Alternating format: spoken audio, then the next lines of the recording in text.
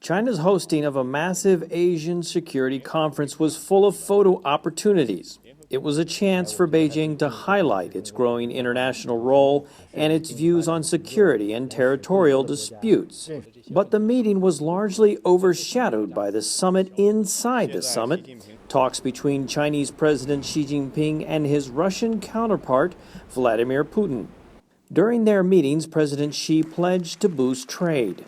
We are determined that trade between our countries will reach $100 billion by 2015. Boosting energy ties and trade are not the only ways the two are looking to widen cooperation.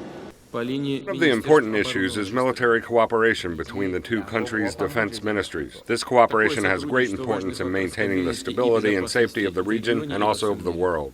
China and Russia held a joint naval exercise this week as leaders representing more than 40 countries and organizations attended the conference on interaction and confidence-building measures in Asia. Russia is growing increasingly isolated over the situation in Ukraine, and William Chung says that's why it is easy to understand why Mr. Putin is in China signing deals. That said, we have to understand that this is a kind of a uneasy partnership. It might be a strategic partnership between Russia and China, but it's an uneasy one because it's essentially a relationship of convenience. And while there is some concern about what closer ties between Beijing and Moscow could mean for the region, Chung says Russia's tilt toward China is part of its own pivot to Asia.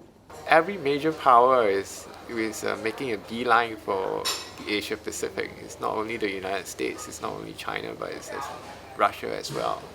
And so we have to see Russian-Chinese relations in a fairly wider perspective. China is still Russia's top trading partner in Asia, and the two hope to grow that annual volume to $200 billion a year by 2020. Bill Ide, VOA News, Beijing.